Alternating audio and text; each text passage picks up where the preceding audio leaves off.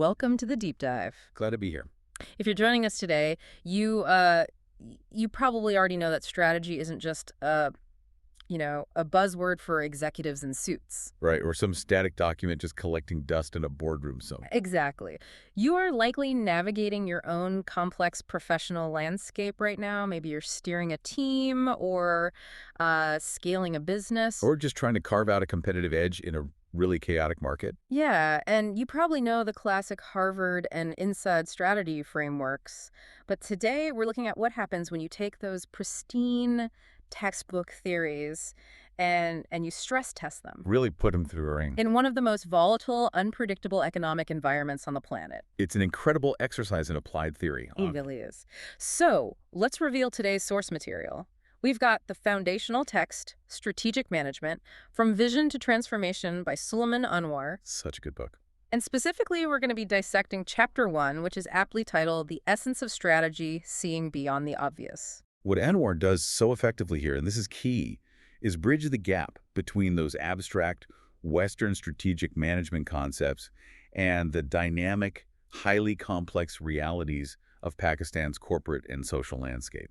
And that context is exactly what makes this deep dive so compelling for you as a learner. We're looking at strategy not as an academic exercise, Well, not at all. but as a visceral tool for survival and growth, obviously. The mission today is to demystify strategy, to unpack how these frameworks actually function when the rules of the game can literally change overnight. Yeah, and Anwar opens the chapter by drawing a really sharp distinction right out of the gate between motion and progress. Okay, let's unpack this. He leans heavily on Peter Drucker's classic quote here, right? Right. Management is doing things right. Leadership is doing the right things. Doing the right things. I mean, in a stable environment, you might be able to survive for a decade just by being operationally efficient. Sure, just doing the same things as your competitors, but slightly faster. Or with, marginally better margins. But Anwar argues that in an emerging market especially, one characterized by severe volatility, relying purely on operational effectiveness, is essentially a death sentence. A death sentence. Wow. I'd argue it's the defining friction of emerging market business operations. Just consider the specific macroeconomic realities of Pakistan that the author highlights. The currency fluctuations alone. Exactly.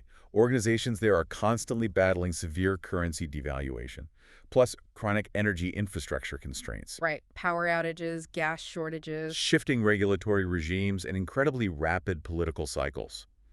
When the ground beneath you is shifting that violently operational efficiency, just running faster on the treadmill, it will not save you. Because you're just running faster into a wall. Exactly.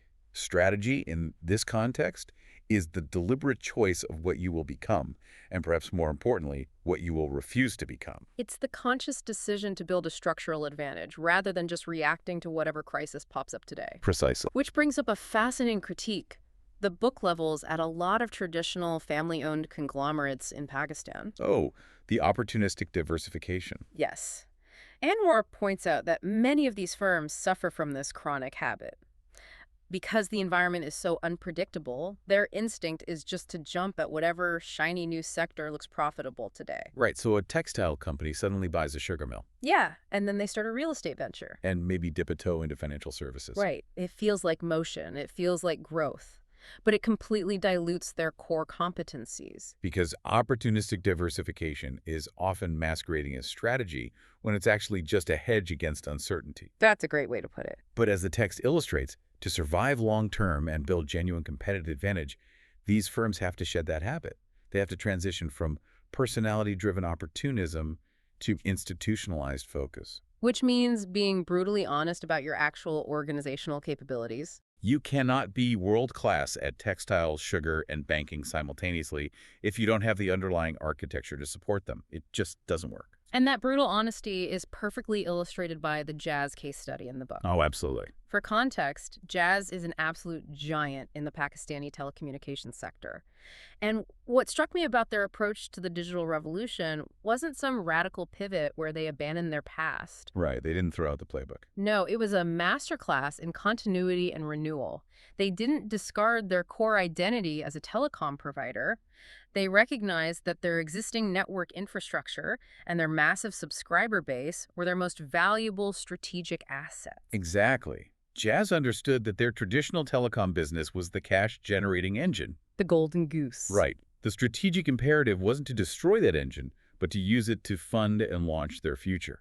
So they leveraged that immense telecom footprint to build JazzCash, and eventually a broader digital super app ecosystem. They reallocated talent and capital into new, high-growth digital financial services. But those new ventures fundamentally reinforced their core telecom business. Okay. They increased user stickiness and data consumption. It feeds right back into the core. Exactly. That is a deliberate strategic choice, which contrasts sharply with a company that simply tries to launch a disconnected digital product, just hoping to catch a trend. It's evolution, not amputation. Well said. You see a similar necessity for deliberate, system-wide strategic choices in the transformation of K-Electric.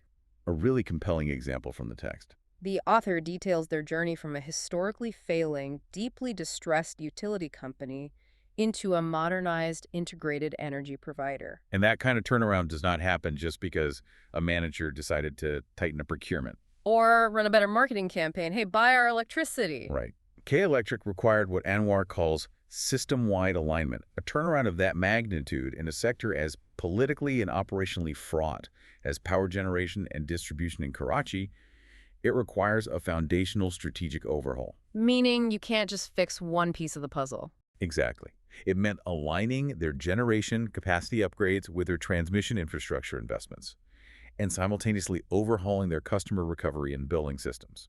Every single node of the organization had to be pointed at the exact same strategic objective. Because if generation improves, but distribution remains dilapidated, the strategy fails. The power still doesn't get to the consumer efficiently. The text uses K-Electric to prove that strategy in volatile environments must be holistic. It has to be. And it must be deeply integrated into the operational reality of the country. Look at how Unilever Pakistan is analyzed in the text regarding their water-saving initiatives. This is a really interesting reframing by the author. It is, because on the surface, if you're reading an annual report, water conservation just looks like a standard ESG checkbox. Environmental, social, and governance. But at PR. Right. But the book reframes this entirely. In Pakistan, water scarcity, energy costs, and climate impacts are not just PR issues. They are massive strategic inflection points. This is where we see the fusion of operational necessity and competitive advantage. Unilever Pakistan recognized that water is a critical constraint in their manufacturing processes. You can't make the product without it. Exactly. Yeah. By embedding aggressive, deep-tier water conservation technologies and recycling protocols into their core business activities, they weren't just being responsible corporate citizens, they were actively insulating themselves against future resource shocks. And municipal supply failures. Right. They systematically reduce their input costs. So when a competitor faces a production halt due to a localized water shortage, Unilever's strategic foresight allows them to continue operating. They took an environmental constraint and engineered it into a competitive moat. That's brilliant. It really is. So if you're listening to this right now and evaluating your own organizational roadmap, the central question Anwar is posing is, well, it's quite challenging. Are you genuinely employing strategy? Or are you just obsessing over operational effectiveness? Are you making deliberate, structurally sound choices that differentiate you? Or are you just trying to answer emails faster and execute the exact same playbook as your competitors, just hoping to win by sheer exhaustion? It's the difference between competing to be the best and competing to be unique. Competing to be unique, which perfectly sets the stage for the book's deep dive into Michael Porter's foundational work. Yes, Section 2. Anwar leans heavily on Porter's definition here.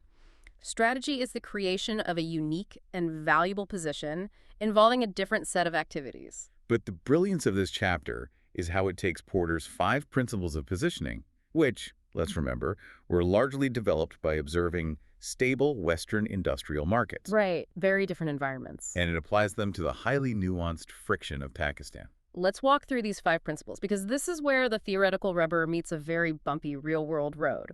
Principle number 1 is establishing a unique value proposition. UVP. Now, every marketing deck in the world claims to have a unique value proposition. Oh, always. But Porter defines it as forcing an organization to answer 3 profound, limiting questions. Who exactly are our customers? What are their specific needs? And how are we meeting those needs differently than any other alternative in the market? It's the word limiting that is crucial there. A true unique value proposition requires you to exclude certain customers. You have to say no. Yes, you exclude certain customers and certain needs. The text illustrates this beautifully with Mizan Bank. Oh, this is a great case study. If we look at the banking sector in Pakistan a couple of decades ago, it was entirely dominated by legacy conventional banks. They all offered the same standardized suite of commercial and retail products. And when the demand for Islamic banking really started to surface, what did those conventional banks do? They launched Islamic windows. Right. They basically just set up a separate desk in the exact same branch, slapped a different logo on the brochure, and considered the market served. But looking at the Mizan Bank case study, they didn't just tweak the marketing. They went all the way down to the studs. Mizan recognized that for an incredibly large, deeply devout, and previously unbanked segment of the population, a mere window inside a conventional bank lacked authenticity. The unique value proposition these customers demanded wasn't just a financial product. It was absolute, unquestionable Sharia compliance. Pure play. Exactly. A So Mizan built a pure-play Islamic banking franchise from the ground up.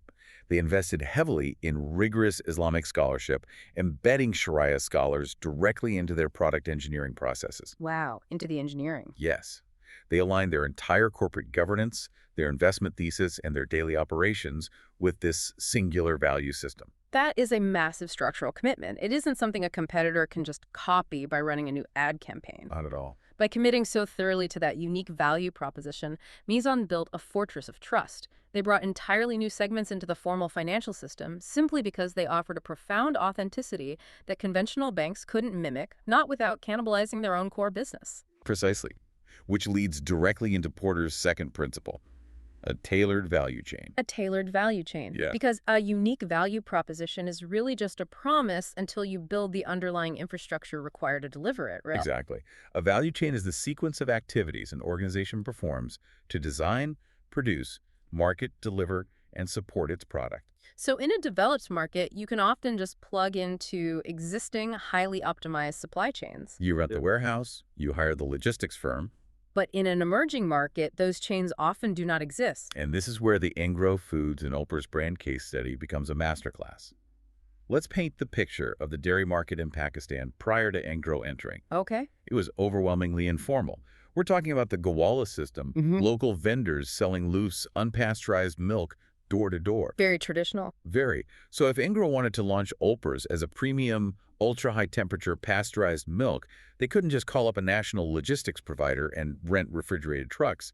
The infrastructure simply wasn't there. The friction of the environment dictated their strategy. Yes, to guarantee the quality and safety of their product, which, remember, was their unique value proposition. Engro Foods had to build an integrated cold chain, completely from scratch. Wow. This is a monumental capital and operational undertaking. They had to establish hundreds of milk collection centers, deep in rural Punjab and Sindh. So they're going straight to the source. Exactly. They had to train thousands of smallholder farmers on hygiene and yield improvement. They had to deploy massive chilling infrastructure, rigorous testing laboratories at the village level, and a fleet of specialized temperature-controlled distribution vehicles just to move that milk to urban processing plants. It is an entire ecosystem engineered for one single purpose. And here is the strategic brilliance of that tailored value chain. It becomes an unassailable competitive moat. Because it's too hard to copy. Exactly. If a rival multinational decides they want a piece of the Pakistani packaged milk market, they could easily match Engro's marketing budget. They can easily design a better carton. But they cannot easily replicate a 1,000-mile, deeply integrated rural supply chain that took years and massive capital expenditure to establish. The tailored value chain is the barrier to entry. It creates a structural advantage that isolates you from superficial competition. It does. But, and here's the catch, building that massive tailored infrastructure means you are locking yourself in. You are. You cannot be everything to everyone anymore, which brings up Porter's third principle and arguably the most painful part of strategy. Trade-offs. It is painful. Strategy is fundamentally about choosing what you're going to intentionally ignore. It requires the organizational courage to look at a highly profitable, fast-growing market segment and say, no, that contradicts our core identity. It's the discipline of exclusion. The book highlights Khadi, the homegrown Pakistani fashion giant, to illustrate this. Khadi made a very deliberate trade-off from its inception, right? They did. They anchored their brand in a highly specific aesthetic, culturally inspired, hand-woven fabrics and traditional motifs. They chose to be the modern flag bearer of that specific heritage. And the trade-off is what they chose not to pursue. Exactly. The global apparel industry is driven by the relentless, high-speed cycle of fast fashion, churning out cheap replicas of runway trends every 3 weeks. Zara, H&M, that whole model. Right. Khadi deliberately chose not to chase that volume-driven, trend-obsessed model. If they had tried to straddle the fence, offering premium, culturally authentic hand-woven wear on one side of the store and cheap, disposable fast fashion on the other, they would have destroyed their brand equity. They would have lost credibility with their core consumers. And likely failed at the supply chain logistics required for fast fashion anyway.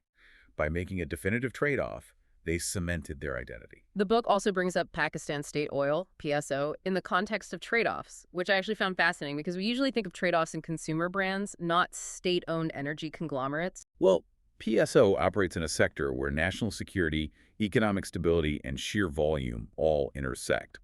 Historically, a purely commercial player in that space might be tempted to ruthlessly chase market share by engaging in aggressive price wars. Or maybe just neglecting the lower margin, remote regions of the country. Exactly. Yeah. But PSO, as detailed in the text, made a critical strategic trade-off.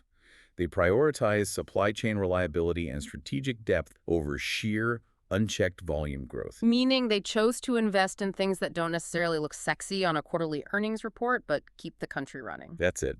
They invested heavily in massive storage depots, maintaining strategic reserves, and building pipeline infrastructure. This meant tying up immense amounts of capital that could have otherwise been used for aggressive commercial expansion. So the trade-off was accepting potentially slower short-term growth or lower margins in exchange for being the absolute bedrock of the nation's energy supply. Right. During national crises, extreme weather events, or global supply chain shocks, PSO's reliability becomes its paramount strategic advantage. They traded maximum profit for maximum resilience. And that resilience is only possible if all the moving parts of the organization are pulling in the exact same direction. Which brings us to Porter's fourth principle, fit among activities. This is crucial. This is the concept that strategy isn't just a list of separate good ideas. It's a complex web where each individual choice reinforces the others. And the case study here is TCS, the logistics and courier powerhouse. TCS is a phenomenal example of what Porter calls second-order and third-order fit. Let's break that down for the listener. Sure. First-order fit is simple consistency. Your marketing message matches your product. But second and third-order fit is when activities actually optimize each other. The author explains that TCS doesn't just have a highly functioning IT department sitting in a silo and a great transport fleet in another silo. They've engineered a total synthesis. It functions almost like an operating system. Their digital tracking architecture talks seamlessly to their fleet logistics nodes, which instantly updates their customer service portals and informs their dynamic routing algorithms. Right, so if you improve the software, the trucks move faster. And if you upgrade the trucks, the customer service data becomes more accurate. It creates a self-reinforcing loop. When activities have this kind of deep fit, the entire system becomes greater than the sum of its parts. And this is terrifying for a competitor. Because how do you copy that? You can't. A rival can try to poach your head of IT, or they can buy the exact same delivery trucks you use. But they cannot easily replicate the thousands of microprocesses and deeply ingrained operational habits that connect the IT department to the loading dock to the customer. The strategic fit itself becomes the competitive advantage. It's like trying to replicate a perfectly synchronized orchestra. If you just steal their first violinist, you don't magically get the symphony. The magic is in how they play together. Beautifully put. Finally, we arrive at Porter's fifth principle, continuity over time. You have to stay the course long enough for your strategy to actually compound and take root. But here's the tension, especially in the context we're discussing. How do you maintain continuity in an environment as fluid as Pakistan without becoming rigid and obsolete? That is the tightrope walk of strategic management. Continuity doesn't mean stubbornness. It means maintaining a consistent core identity while adapting your tactical execution to the local reality.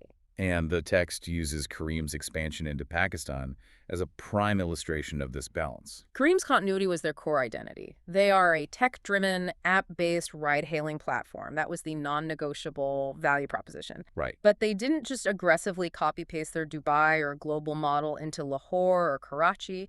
They recognized that enforcing rigid continuity on their payment and vehicle models would lead to failure. They recognized the friction of the local environment.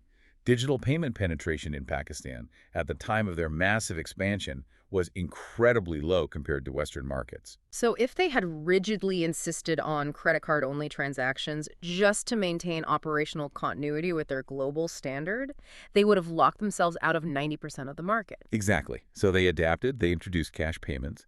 Furthermore, they catered to the infrastructural realities of congested megacities by integrating rickshaws and motorbikes into their fleet. They localized the execution system while fiercely protecting the continuity of their brand and platform architecture. It's brilliant. So Porter gives us this beautifully structured, deliberate path. You analyze the market, you choose your unique position, you build a tailored value chain, you make hard trade-offs, you lock it all together with strategic fit, and you maintain continuity. Sounds perfect. It does. But I think any seasoned executive listening to this knows that in the real world, and especially in an emerging market, you cannot always just sit in a boardroom, drop a pristine 5-year blueprint, and expect the market to politely comply. Which is exactly why Anwar pivots the chapter toward the work of Henry Mintzberg. Here's where it gets really interesting. If Porter represents the classical, deliberate approach to strategy, the architect drawing the blueprints, Mintzberg represents the reality of execution in a chaotic world. Mintzberg offers the concept of emergent strategy. Emergent strategy. He argues that strategy isn't just what you plan to do, it is also the pattern of behavior that actually emerges over time as you collide with reality. I love the contrast there. The architect versus the explorer navigating the jungle in real time. You might have a map, but when the bridge is washed out, you have to find a new path. And that new path becomes your actual strategy. Exactly. And to unpack this, the book uses Mintzberg's 5 Ps of strategy, firmly grounding each concept in Pakistani corporate behavior. Let's start with the first P, which is the one we're most familiar with, plan. This is a consciously intended course of action. Yes, the deliberate blueprint. The text uses the State Bank of Pakistan's roadmap for digital payments and financial inclusion as a textbook example of a plan. It's very structured. Very. It's a highly formalized, documented, and phased approach designed to modernize the national financial architecture. It sets clear regulatory milestones, infrastructure requirements like the RAST instant payment system, and adoption targets. It is strategy as a forward-looking roadmap. Right, but then the market reacts, competitors move, and we get to the second P ploy. Boy. A specific, tactical maneuver intended to outwit or disrupt a competitor. Now, I often hear people debate whether a ploy is actually strategic or just a short-term marketing trick. How does the book frame this? The author points to the Pakistani telecommunications sector, which is notorious for vicious price wars and hyper-competition. Oh, absolutely brutal market. When a telecom operator learns that a rival is about to launch a massive new data package, they might preemptively drop a highly targeted limited-time promotional offer. Is it a long-term architectural shift? No. But it is a ploy designed to lock in subscriber liquidity, stunt the rival's launch momentum, and defend market share. Okay, so while the action itself is short-term, the intent defending structural positioning in a saturated market is entirely strategic. Exactly. It is a tactical skirmish that serves the broader war. That makes perfect sense. The third P is pattern. And this is where Mintzberg's idea of emergent strategy really shines. A pattern is a consistent stream of behavior over time that you might not have explicitly planned in a boardroom 10 years ago. Right. But through continuous adaptation, it becomes your defining strategy. National Foods provides a brilliant illustration of this in the text. Decades ago, National Foods was primarily known for basic spices.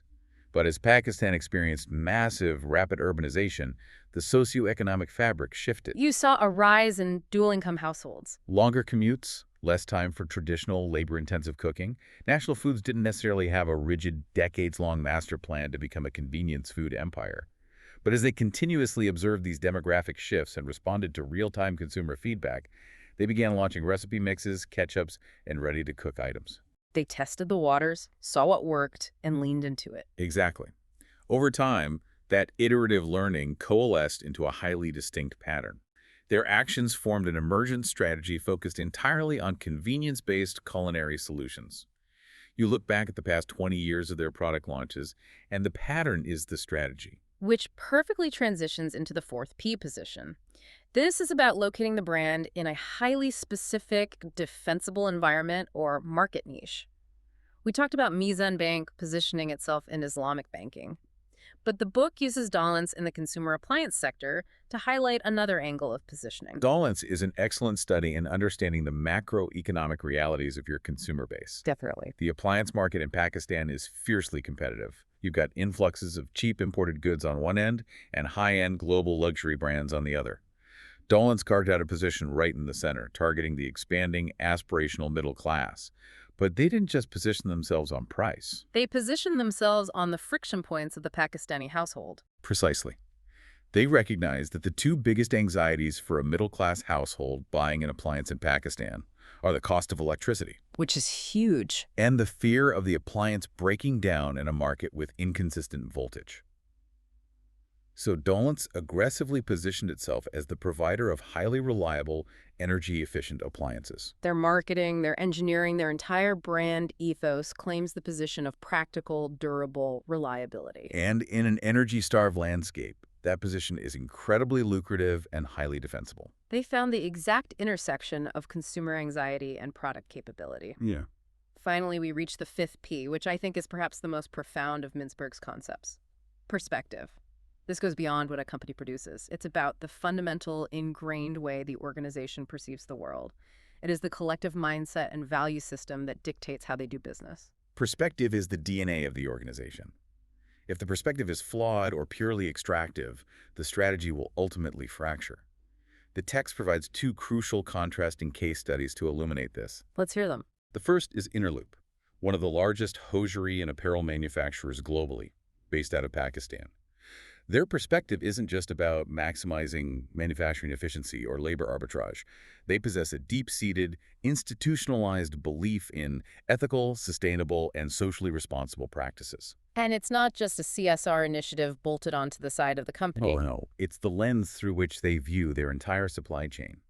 Their perspective dictates that they invest in LE-certified green buildings, aggressive water recycling, and extensive employee welfare programs, not just to appease Western buyers, but because it is their fundamental worldview. That perspective shapes their strategic choices, making them a preferred partner for global brands that demand supply chain transparency. Exactly.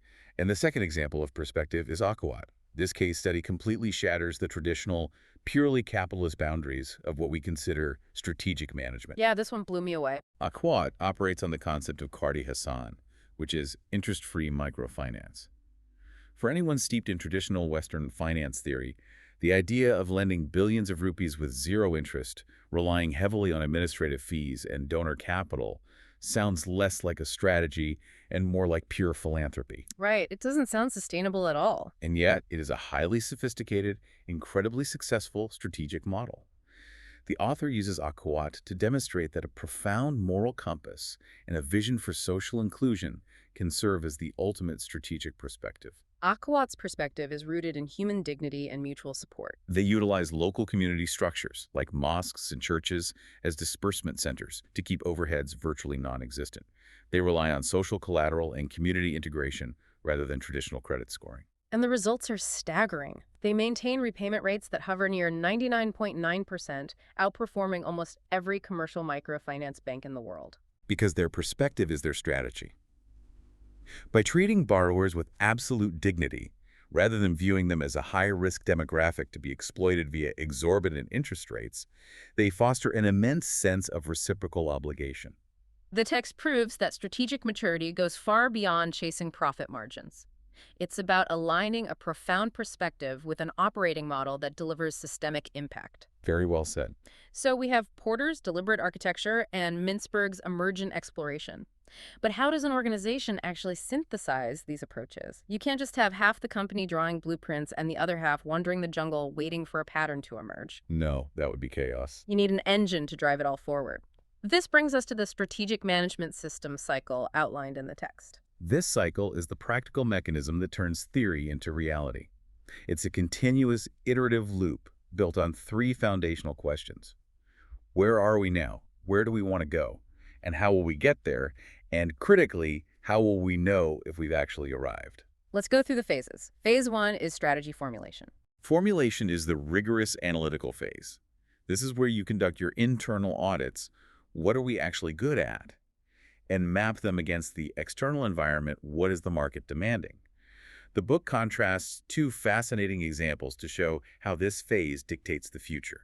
Let's look at Interloop again in the context of formulation. During their strategic formulation phase, they conducted a deep assessment of their internal capabilities.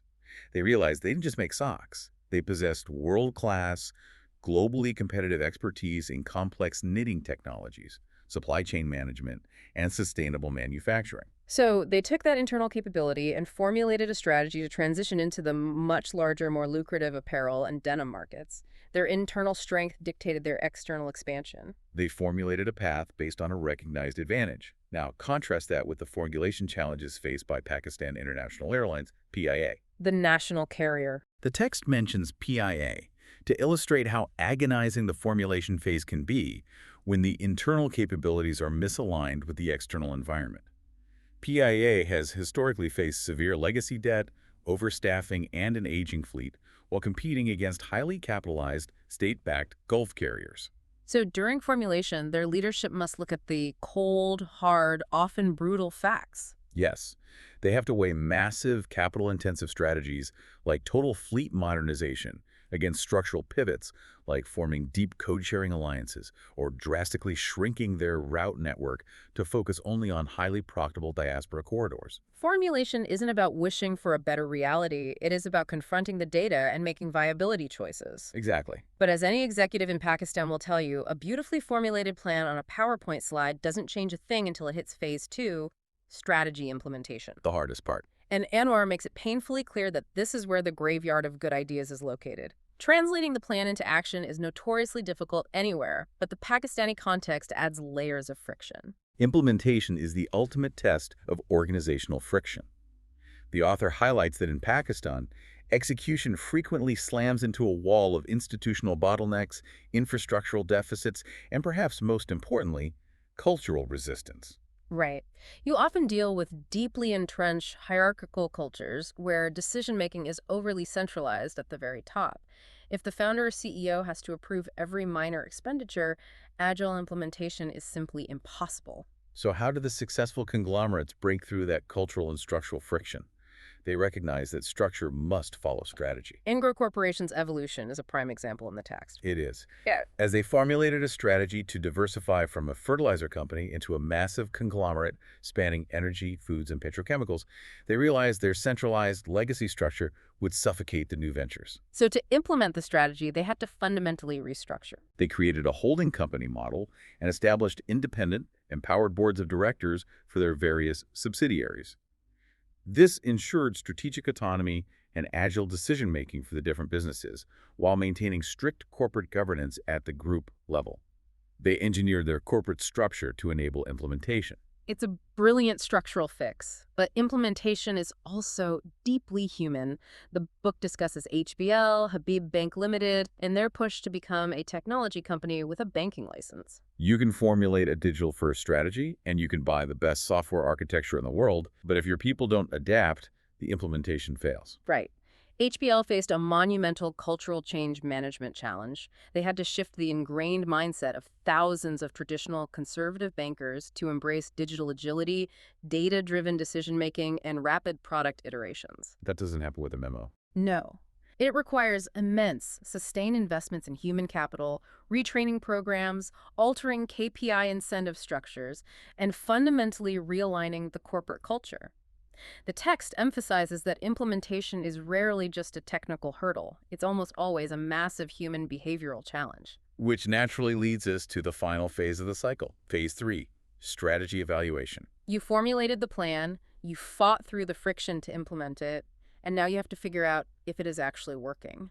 And one of the biggest traps the book identifies is relying entirely on lagging financial indicators. If you are solely evaluating your strategy based on this quarter's profitability, you are driving by looking in the rearview mirror. Profitability is a lagging indicator. By the time your profits drop, the strategic failure, the loss of market share, the degradation of the brand, the supply chain inefficiency happen months or even years ago. The text stresses that robust evaluation must incorporate leading indicators.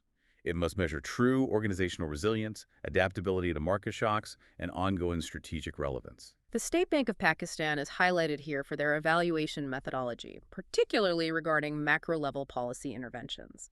The state bank exemplifies what a healthy evaluation loop looks like.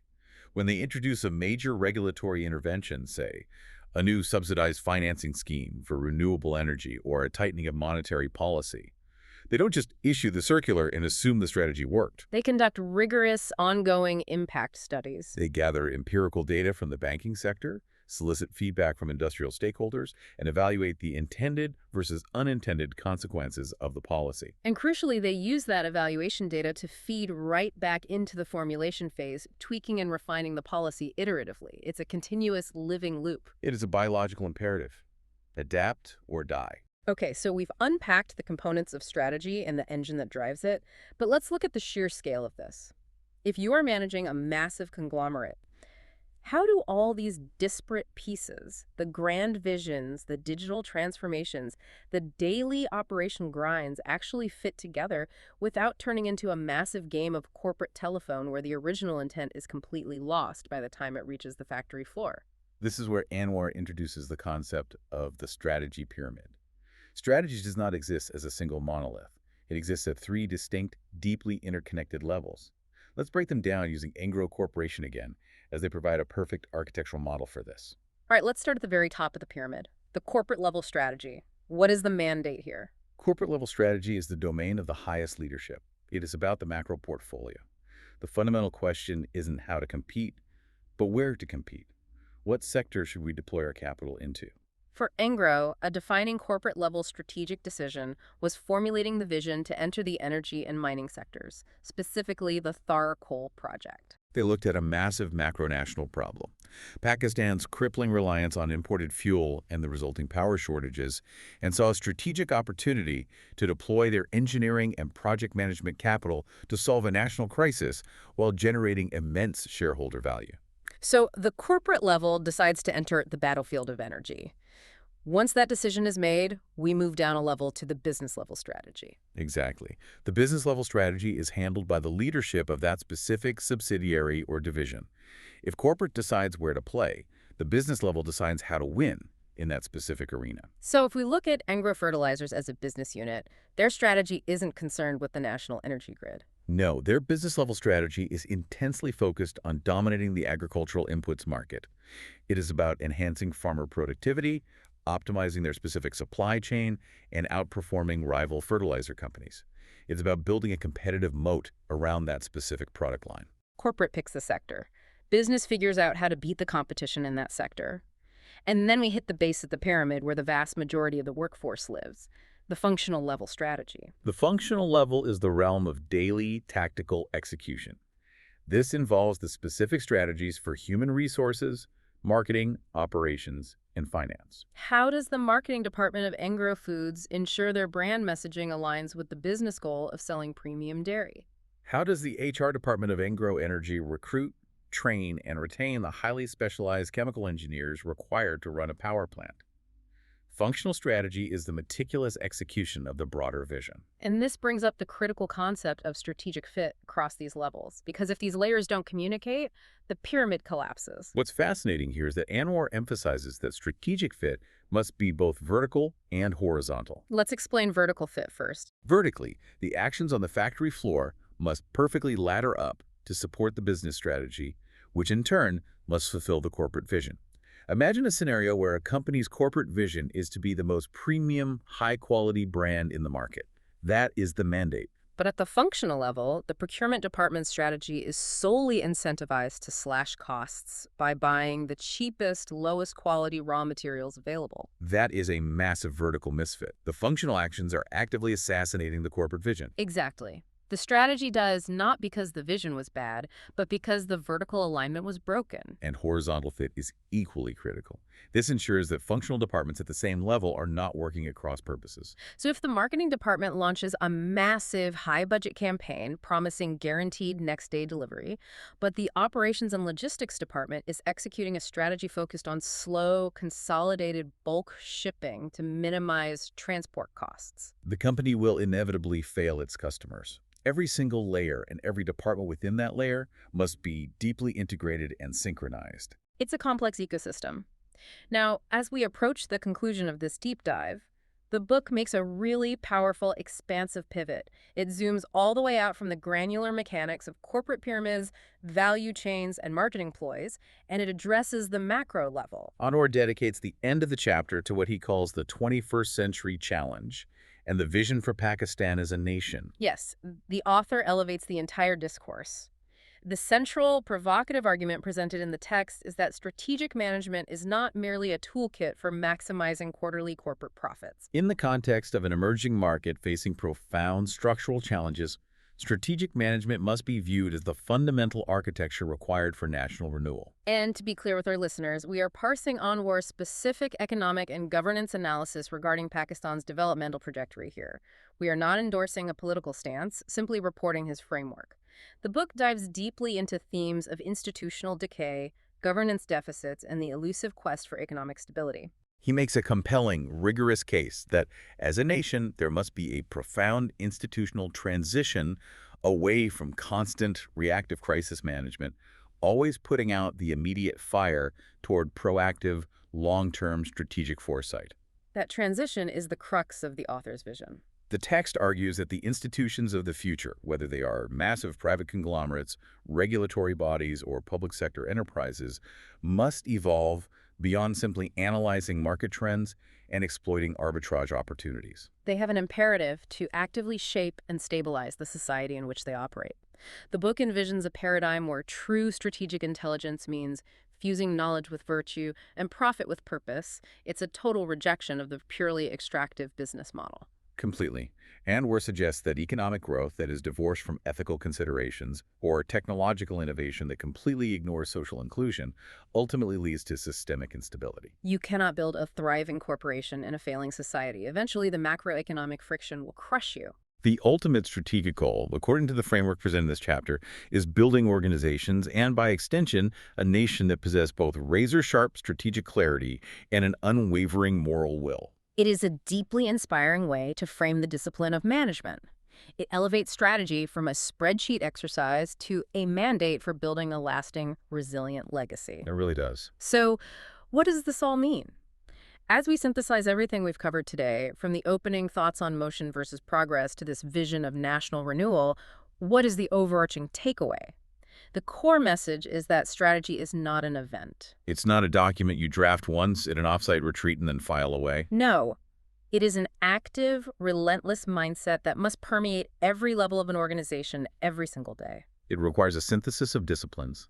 It demands the deliberate, analytical, structural choices that Michael Porter champions, building those tailored value chains and making those painful trade-offs. Simultaneously, it demands the adaptable, emergent learning and real-time flexibility that Henry Mintzberg advocates, recognizing patterns and shifting tactics when the environment demands it. And above all, it requires rigorous, synchronized execution through a management system where your corporate vision, your business units, and your functional operations are working in absolute harmony. And you have to execute all of that while navigating an external environment that is constantly trying to knock you off balance. It is incredibly difficult, but as the case studies of Mizan, Engro, and Akhawat prove, it is entirely possible and massively rewarding. Absolutely. So as we wrap up this deep dive, we want to leave you with something actionable, a way to apply this immense theoretical framework to your own professional reality right now. If we accept the premise that strategy is fundamentally about understanding what you will not do, the discipline of exclusion, I want you to look closely at your own career, your team, or your business today. Identify all the activities that are generating motion, but not progress. What is the one major, perhaps highly comfortable and familiar activity that you need to strategically abandon today in order to create the space, the capital, and the cognitive bandwidth required to build your future competitive advantage? That is the ultimate strategic question. What do you need to definitively stop doing so that you can actually start progressing? Thank you for joining us on this rigorous exploration of the essence of strategy. Remember to keep questioning your assumptions, keep learning from the friction, and always strive to see beyond the obvious. We will catch you on the next deep dive.